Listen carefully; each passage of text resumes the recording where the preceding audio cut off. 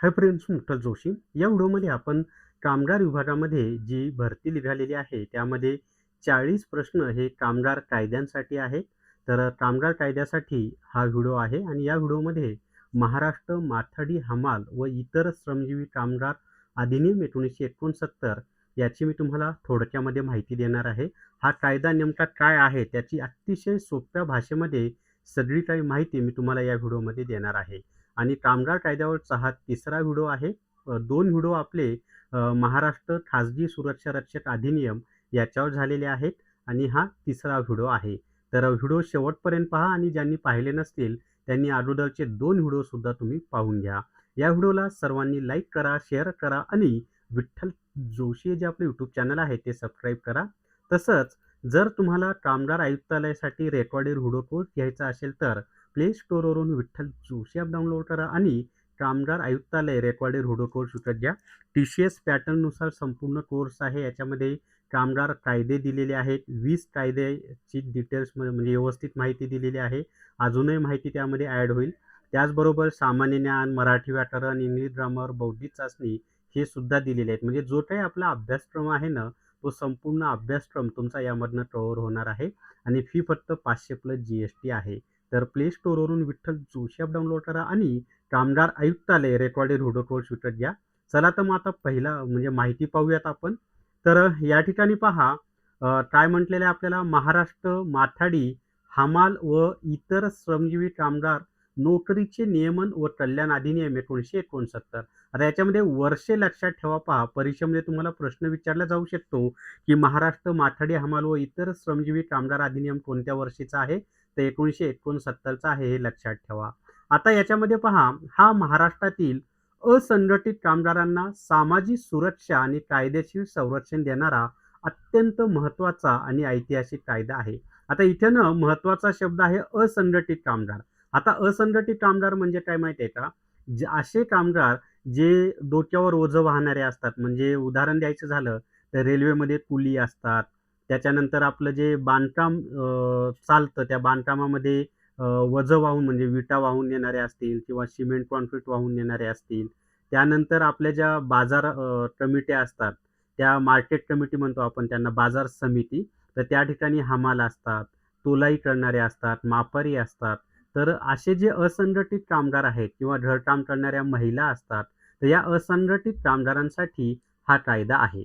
आता दिवंगत नेते अण्णासाहेब पाटील, आता हे जे अण्णासाहेब पाटील आहेत ना, यांनी मराठा आरक्षणासाठी आत्महत्या पण केलेली आहे. पहिली आत्महत्या आहे महाराष्ट्रातील आणि यांच्या नावाने मराठा समाजासाठी एक मंडळ सुद्धा आहे आणि हे फार मोठे माथाडी कामगार नेते होते पहा. आता यांचे यांचे जे मुलगा आहेत नरेंद्र पाटील, हे सुद्धा माथाडी नेते आहेत. तर दिवंगत नेते अण्णासाहेब पाटील यांच्या अथक प्रयत्नामुळे आणि आंदोलनामुळे या कायद्याची पायाभरणी झालेली आहे. कोणता कायदा? जो माथाडी हमाल व इतर श्रमजीवी अधिनियम आहे, त्या कायद्याची पायाभरणी झालेली आहे. आता त्याच्या पुढची माहिती पाहूयात. व्हिडिओला सर्वांनी लाईक करा बरं का. कमीत कमी 500 लाईक आले पाहिजे. आता हा जो कायदा आहे, हा कायदा कोणाला लागू होतो? तर मी तुम्हाला आधीच सांगितलेलं आहे ऑलरेडी, की हा कायदा प्रामुख्याने डोक्यावर ओझे वाहणारे तोलाईदार, मापारी, फळे व भाजी मार्केटमधील हमाल, त्याचबरोबर लोखंडी बाजारातील कामगार आणि विविध कारखान्यातील हाताने कष्ट करणारे जे असंरक्षित कामगार असतात, यांना लागू होतो. आणि सुधारित कायद्यानुसार या ठराविक साखर कारखान्यांमधील ऊस तोडणी व गाडीवान कामगारांचाही समावेश करण्यात आलेला आहे. गाडीवान म्हणजे जे गाडीच्या माध्यमातून ऊसाची वाहतूक करतात असे. आणि ऊसतोड मजूर तर आपल्याला माहिती आहे, बीड जिल्हा त्याच्यासाठी प्रसिद्ध आहे, ऊसतोड मजुरांसाठी. आता त्याच्या पुढे पहा, की सविस्तर माहिती आपण पाहूयात, की सुरुवातीला कायद्याची पार्श्वभूमी काय आहे ती आपण समजून घेऊयात. तर पूर्वी बाजारपेठा, रेल्वे यार्ड आणि गोदामांमध्ये काम करणाऱ्या माथाडी म्हणजेच डोक्यावरून ओझे वाहणारे व हमाल कामगारांना मालकांकडून अत्यंत कमी मजुरी दिली जात असे पहा. म्हणजे काम खूप करून घ्यायचं आणि मजुरी खूप कमी दिली जायची. तसंच कामाचे तास सुद्धा निश्चित नव्हते. अमानुष प्रमाणे त्यांची पिळवणूक होत असे, शारीरिक होत असे, आर्थिक पिळवणूक होत असे. त्यांना कामाची शाश्वती नव्हती आणि कोणत्याही वैद्यकीय किंवा आर्थिक सुरक्षा सुद्धा त्या कामगारांना नव्हती. म्हणजे वैद्यकीय सुविधा म्हणजे काय, की ते जर आजारी पडले तर त्यांना दवाखान्याचा लागणारा खर्च असेल, किंवा वैद्यकीय सुट्टी असेल ते, आणि आर्थिक सुरक्षा म्हणजे काय, तर निश्चित वेतन दरमहा देण्याची जी सुरक्षितता असते ती. तर ती कोणतीच सुरक्षितता त्यांना नव्हती. या असंरक्षित कामगारांना हक्क मिळवून देण्यासाठी 5 जून 1969 रोजी हा कायदा मंजूर करण्यात आला आणि तो संपूर्ण महाराष्ट्र राज्यात लागू झाला. आता माथाडी कामगार म्हणजे काय? कोणाला म्हटलं जातं माथाडी कामगार? ती संकल्पना आपण समजून घेऊयात. तर मी तुम्हाला ऑलरेडी ही संकल्पना सांगितलेलीच आहे, तरी पहा. माथा या शब्दाचा अर्थ होतो डोके. सर्वांना माहीत आहे. मराठीमध्ये समानार्थी शब्दासाठी लक्षात ठेवा. तर माथा म्हणजे काय? डोके. आपण देवासमोर माथा टेकवतो की नाही? तर देवासमोर काय टेकवतो आपण? डोकं टेकवतो. तर माथा म्हणजे डोके, ओझे उचलणे, गाड्यांमध्ये भरणे, उतरवणे, म्हणजे गाड्यांमध्ये भरणे म्हणजे त्याला आपण लोडिंग म्हणतो आणि उतरवणे म्हणजे अनलोडिंग असं म्हणतो. ते माल रचणे, वजन करणे, साफसफाई करणे आणि शारीरिक कष्टाची जी कामे असतात, डोक्यावरून किंवा पाठीवरून करणाऱ्या कामगारांना माथाडी किंवा हमाल असं म्हटलं जातं. तर माथाडी कामगार म्हणजे काय? ही गोष्ट तुमची स्पष्ट झालेली आहे, जी की मी ऑलरेडी तुम्हाला सांगितलेली होती. आता हा जो कायदा आहे 1969चा माथाडी कामगारांच्या संदर्भात, तर त्याची जी प्रमुख उद्दिष्ट आहेत ती काय ते आपण पाहूयात. तर पहिलं उद्दिष्ट आहे, की असंरक्षित कामगारांच्या नोकरीचे नियमन करणे. म्हणजे काय? नियम ठरवणे. त्यांचे कामाचे तास किती असावेत, त्यांना वेतन किती दिलं जावं, त्यांच्या आरोग्याच्या समस्या सोडवल्या जाव्यात, त्यांच्या मुलांच्या शिक्षणाच्या समस्या सोडवल्या जाव्यात. तसंच त्यांचं कोणी शोषण केलं जाऊ नये. या संदर्भात जे काही नियमन आहेत, ते नियमन करण्याचं काम किंवा ते नियम ठरवण्याचं काम या कायद्यानं केलेलं आहे. त्याच्या पुढे पहा, कामगारांचे शोषण थांबवून त्यांना योग्य आणि वेळेवर वेतन सुनिश्चित करणे. म्हणजे कामगारांना जो व्यवस्थित पगार मिळत नव्हता, त्यांचं जे आर्थिक शोषण व्हायचं, त्यांचं जे शारीरिक शोषण व्हायचं, ते थांबवणे आणि त्यांना योग्य आणि वेळेवर वेतन सुनिश्चित करणे, हे सुद्धा या कायद्याचं उद्दिष्ट आहे. तिसरं उद्दिष्ट आहे, कामगारांना आरोग्य, सुरक्षा आणि विविध कल्याणकारी सुविधा पुरवणे. म्हणजे कामगार जर आजारी असेल, तर त्याला आर्थिक मदत मिळाली पाहिजे किंवा आरोग्याच्या पगारी सुट्ट्या मिळाल्या पाहिजे. त्याचबरोबर त्यांना कामाची सुरक्षितता मिळाली पाहिजे. ज्या ठिकाणी ते काम करत आहेत, त्या ठिकाणी सुरक्षिततेच्या ज्या काही गोष्टी करणं आवश्यक आहेत, त्या तिथं झाल्या पाहिजे.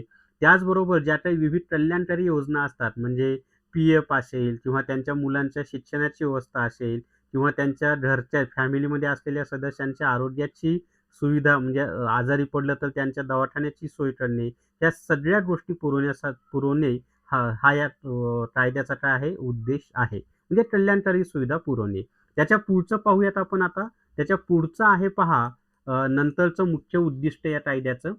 आणि मी ऑब्जेक्टिव्ह प्रश्न सुद्धा सुरू करणार आहेत बरं का. तुमच्यापैकी किती जणांना वाटतं, की या कायद्यांवर आधारित जे 20 महत्त्वाचे कायदे आहेत, त्या कायद्यांवर जे जे परीक्षेसाठी महत्त्वाचे आहेत, त्याच्यावर वस्तुनिष्ठ प्रश्नाची सीरीज सुरू केली पाहिजे. तर तसं कमेंटमध्ये मला सांगा आणि व्हिडिओला लाईक करा.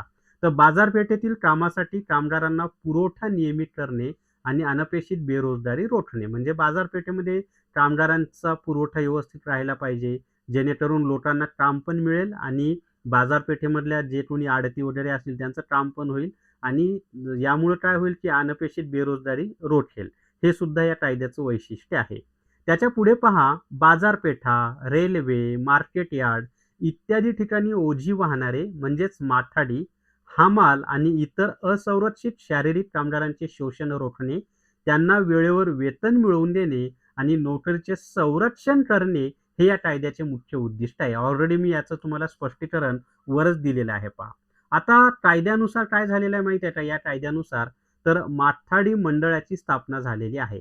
माथाडी बोर्ड ज्याला आपण म्हणतो. आता हे जे माथाडी मंडळ काय त्याची आपण माहिती पाहूयात. तर या कायद्याची अंमलबजावणी करण्यासाठी राज्य शासनामार्फत विविध क्षेत्रांसाठी आणि जिल्ह्यांसाठी माथाडी कामगार मंडळांची स्थापना केली जाते. आता सध्या महाराष्ट्रामध्ये अंदाजे 34 माथाडी मंडळ कार्यरत आहेत असं म्हटलं जातं. अंदाजे म्हटलेलं आहे बरं का. तर माथाडी मंडळ, माथाडी कामगार मंडळ. आता उदाहरण द्यायचं झालं तुम्हाला, तर किराणा बाजार बोर्ड आहे, लोखंड बाजार बोर्ड आहे, पोलाद बाजार बोर्ड आहे, असे वेगवेगळे माथाडी कामगार मंडळ आहेत. आता या मंडळाची रचना कशी असते पहा. तर याच्यावर तुम्हाला प्रश्न येऊ शकतो, की माथाडी कामगार मंडळ जे आहे, त्या माथाडी कामगार मंडळाची रचना कशी आहे? तर याची जी रचना आहे ना, ती त्रिपक्षीय आहे. आता त्रिपक्षीय म्हणजे काय माहीत आहे का? तर याच्यामध्ये 3 जणांचे प्रतिनिधी असतात. कोण-कोण असतात ते? तर त्याच्यामध्ये शासनाचे प्रतिनिधी असतात. त्याच्यानंतर ज्या मालकाकडे हा माथाडी कामगार काम करत असतो, त्या मालकाचे म्हणजेच नियोक्ता, त्याला इंग्लिशमध्ये आपण एम्प्लॉयर्स असं म्हणतो, जो रोजगार देतो तो, त्यांचे प्रतिनिधी असतात. त्याचबरोबर जे माथाडी कामगार असतात ना, त्या कामगारांचे सुद्धा प्रतिनिधी या मंडळामध्ये असतात. तर आपल्याला परीक्षेमध्ये प्रश्न येऊ शकतो, की मंडळाची रचना कशी असते? तर त्रिपक्षीय असते. त्याच्यामध्ये कोणाकोणाचे प्रतिनिधी असतात? तर शासनाचे प्रतिनिधी असतात, मालक किंवा नियोक्ता यांचे प्रतिनिधी असतात आणि कामगारांचे सुद्धा प्रतिनिधी असतात. आता मंडळाचं मुख्य काम काय आहे? तर कामगारांची आणि मालकांची नोंदणी करणे, तसेच मजुरांच्या वेतनाचे वाटप करणे हे या मंडळाचं मुख्य काम आहे. हे सुद्धा लक्षात ठेवा. पुढीलपैकी कोणतं माथाडी कामगार मंडळाचं काम आहे? असा प्रश्न येऊ शकतो. तर कामगारांची आणि मालकांची नोंदणी करणे आणि जे कोणी माथाडी कामगार मजूर आहेत त्यांना वेतनाचं वाटप करणे या माथाडी कामगार मंडळाचं काम आहे. आता आपण त्याच्यानंतरची माहिती पाहूयात, की प्रमुख कायदेशीर तरतुदी आणि कामगारांचे हक्क या संदर्भात माहिती पाहूयात. तर या कायद्याअंतर्गत नोंदणीकृत कामगारांना खालीलप्रमाणे विविध सामाजिक सुरक्षा व लाभ मिळतात. म्हणजे ज्या कामगारांनी माथाडी कामगार मंडळामध्ये नोंदणी केलेली आहे, त्यांना कोणकोणते लाभ मिळतात ते पहा. तर त्याच्यामध्ये पहिला लाभ मिळतो मासिक वेतन. आता मासिक वेतन म्हणजे दरमहा मिळणारं वेतन. मालक कामगारांना थेट पैसे न देता वेतनाची रक्कम माथाडी मंडळाकडे जमा करतात. मंडळ दरमहा कामगारांच्या बँक खात्यात हे वेतन जमा करते. म्हणजे हे जे माथाडी कामगार आहेत त्यांना थेट वेतन मिळत नाही मालकाकडून. तर ज्या मालकाकडे ते कामाला आहेत ते मालक काय करतात? तर ते वेतन माथाडी कामगार मंडळाकडे जमा करतात आणि त्या मंडळाकडून मग त्या कामगाराला दर महिन्याला त्याच्या बँक खात्यामध्ये हे वेतन जमा होतं. आता लेवी म्हणजे काय याच्यावर तुम्हाला प्रश्न येऊ शकतो. तर लेवी पद्धत म्हणजे काय माहिती आहे का? जे नोंदणीकृत मालक आहेत. नोंदणीकृत मालक म्हणजे काय? तर माथाडी कामगार मंडळामध्ये ज्या मालकांनी नोंदणी केलेली आहे त्यांना नोंदणीकृत मालक असं म्हटलं जातं. तर त्या नोंदणीकृत मालकांकडून मजुरीच्या रकमेव्यतिरिक्त ठराविक टक्के रक्कम लेवी म्हणजेच प्रशासकीय आकार व कल्याणकारी निधी म्हणून मंडळ वसूल करते. समजा दररोज समजा ₹500 ठरलेला असेल माथाडी कामगाराचा, तर त्या व्यतिरिक्त याच्यावर जर 10% लेवी घेतली जात असेल, तर जो कोणी तो नोंदणीकृत मालक आहे, त्याने माथाडी कामगार मंडळाकडे प्रत्येक मजुराच्या मागे प्रत्येक दिवसाचे ₹550 जमा करायचे. हे मी अंदाजे सांगत आहे तुम्हाला. मग ₹500 जे आहेत ते माथाडी कामगाराला जातील आणि हे जे वरचे ₹50 आहेत, ते माथाडी कामगार मंडळाकडे जमा होतील. त्याच्यातून काय होणार आहे? तर माथाडी कामगार मंडळाचं जे प्रशासकीय कामकाज चालवण्यासाठी कर्मचारी लागतील, त्यांचं वेतन वगैरे त्यातून होईल. त्याचबरोबर जे काही प्रशासकीय खर्च लागतो तो त्यातून होईल. शिवाय शिल्लक राहिलेली जी रक्कम आहे ना, त्या रकमेतून हे जे कामगार आहेत, त्या कामगारांचं साठी जे कल्याण म्हणजे त्या कामगाराच्या मुलांचं शिक्षण असेल, आरोग्याच्या सोयी-सुविधा असतील, ह्या त्यांना पुरवल्या जातात. तर त्याला आपण लेवी असं म्हणतो. लक्षात आलं आणि ही लेवी कोणाकडून घेतली जाते? परीक्षेत तुम्हाला येऊ शकतं, की या कायद्यानुसार लेवी कोणाकडून घेतली जाते? तर नोंदणीकृत मालकांकडूनच लेवी घेतली जाते. कामगारांकडून लेवी घेतली जात नाही. क्लिअर झालंय? त्याच्या पुढे पहा, पुढचा मुद्दा आहे, की भविष्य निर्वाह निधी व उपदान. आता भविष्य निर्वाह निधी आणि उपदान म्हणजे काय माहित आहे का? तर याच्यामध्ये कामगारांना भविष्य निर्वाह निधी ज्याला आपण पी-एफ म्हणतो. पी-एफ म्हणजेच प्रोव्हिडंट फंड मिळतो. ते जे वरचा लेवी दिला जातो की नाही त्या लेवीमधूनच. त्याशिवाय ग्रॅज्युएटी सारखे सेवानिवृत्तीचे लाभ मिळतात. म्हणजे सेवानिवृत्त झाल्यानंतर ही ग्रॅज्युएटी मिळत असते पहा 60 वर्षे पूर्ण झाल्यानंतर. त्याच्यापुढे कल्याणकारी सुविधा याच्यामध्ये बोनस म्हणजे दिवाळीला बोनस दिला जातो. मग तो एका वेतना एवढा असेल किंवा जे काही ठरवला जाईल तो बोनस दिला जातो. सुट्टीचं वेतन दिलं जातं म्हणजे वार्षिक ज्या सुट्ट्या दिल्या जातात, त्या जर घेतल्या नसतील तर त्याचं वेतन. वैद्यकीय मदत केली जाते. आजारी पडला तर दवाखान्याचा खर्च वगैरे. अपघात विमा म्हणजे काम करत असताना जर चुकून दुर्दैवाने एखादा अपघात झालाच, तर त्या कामगाराला पैसे दिले जातात आणि महिला कामगारांसाठी प्रसूती लाभ म्हणजे एखादी महिला माथाडी कामगार असेल, तर तिला प्रसूती सुट्टी पगारी भेटते. आणि बाळाचं संगोपन व्यवस्थित व्हावं यासाठी सुद्धा काही दिवस पगारी सुट्टी मिळत असते.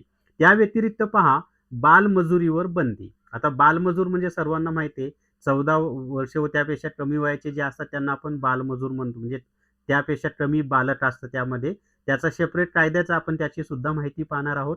तर या कायद्याच्या कलम 16 नुसार माथाडी किंवा हमालीच्या कामात लहान मुलांना कामावर ठेवण्यास सक्त मनाई आहे. म्हणजे कलम इथं लक्षात ठेवू नका. मी कलमाचा सेपरेट व्हिडिओ बनवणार आहे. त्यामध्ये एक्झॅक्ट कलम सांगेल.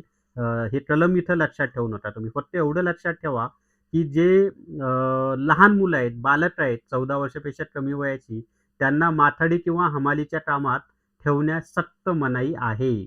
ठीक आहे. चला त्याच्या पुढची माहिती पाहूया. व्हिडिओला सर्वांनी लाईक करा बरं. त्याच्या पुढचा आहे पहा, वाद निवारण आणि दंड. आता वाद निवारण आणि दंडाची जर माहिती द्यायची झालं, तर एक लेबर कोर्ट असतं पहा, कामगार न्यायालय म्हणतो आपण त्याला. तर मालक आणि कामगार किंवा मंडळ यांच्यात काही वाद निर्माण झाल्यास ते वाद सोडवण्याचे अधिकार कामगार न्यायालयात देण्यात आले आहेत. म्हणजे कामगार असेल किंवा हे माथाडी कामगार मंडळ असेल किंवा मालक असेल, या तिघांमध्ये किंवा कोणाही दोघांमध्ये जर वाद झाले, तर ते वाद कुठे मिटवले जातात? लेबर कोर्ट म्हणजेच कामगार न्यायालयामध्ये सोडवले जातात. आता शिक्षेची तरतूद काय आहे बरं? तर जर एखाद्या मालकाने कायद्यातील नियमांचं किंवा मंडळाच्या योजनेचं उल्लंघन केलं, तर त्यावर दंडात्मक किंवा फौजदारी कारवाई केली जाऊ शकते. दंडात्मक म्हणजे आर्थिक दंड लावला जातो आणि फौजदारी कारवाई म्हणजे त्यांच्यावर फौजदारी स्वरूपाचा गुन्हा पोलीस स्टेशनमध्ये नोंदवला जातो आणि मग फौजदारी खटला त्याच्यावर चालवला जातो, जो की गंभीर असतो बरं का फौजदारी खटला. आता त्याच्यामध्ये पहा, की थोडक्यात सांगायचे तर कायद्याने माथाडी कामगारांना एका छत्राखाली आणून त्यांना हक्काची नोकरी आणि सामाजिक सन्मान मिळवून दिला आहे. आज या कायद्यामुळे हजारो कुटुंबांना घरे, आरोग्य सुविधा आणि मुलांच्या शिक्षणासाठी आर्थिक मदत मिळत आहे. तर अशा पद्धतीनं हा माथाडी कामगार आहे आणि तुम्हाला फक्त कामगार कायद्याचंच ई-बुक घ्यायचा रेकॉर्डेड व्हिडिओ कोर्स घ्यायचा असेल, कामगार कायद्याचा फक्त रेकॉर्डेड व्हिडिओ कोर्स घ्यायचा असेल, त्यामध्ये ई-बुक सुद्धा मोफत दिलेलं आहे मी. तर त्याची फी ₹300 आहे, ज्यामध्ये फक्त कामगार कायद्याचेच व्हिडिओ असतील, बाकी विषय नसतील. तो कोर्स सुद्धा कुठे उपलब्ध आहे? तर आपलं जे विठ्ठल जोशी YouTube चॅनल आहे ना, त्या ठिकाणी तो कोर्स सुद्धा उपलब्ध आहे. आणि जर तुम्हाला चालू घडामोडीचं ई-बुक घ्यायचं असेल, तर प्ले स्टोअरवरून विठ्ठल जोशी ॲप डाउनलोड करा आणि चालू घडामोडी ई-बुक विकत घ्या. फक्त ₹100 मध्ये तुम्हाला 100 प्लस जी-एस-टीमध्ये वर्षभराच्या चालू घडामोडी मिळतील. 1 जानेवारी ते 31 डिसेंबर 2026 पर्यंतच्या. त्याच्यामध्ये मे 2026 पर्यंतच्या चालू घडामोडी अपलोड केलेल्या आहेत. जून महिना संपल्यानंतर त्यासुद्धा आपल्या ॲपमध्ये तुम्हाला उपलब्ध करून दिल्या जातील. त्या व्यतिरिक्त ऑब्जेक्टिव्ह प्रश्नांची सीरीजसुद्धा म्हणजे ऑब्जेक्टिव्ह प्रश्नसुद्धा त्या ठिकाणी दिलेले आहेत आणि अजूनही भरपूर मटेरियल त्यामध्ये अपलोड होईल. निश्चितच तुम्हाला सगळ्याच परीक्षांना फायदा होईल. तर या व्हिडिओमध्ये एवढीच माहिती आवडल्याला सर्वांनी लाईक करा, शेअर करा आणि विठ्ठल जोशी जे आपले YouTube चॅनल आहे ते सबस्क्राईब करा. थांबूया. धन्यवाद.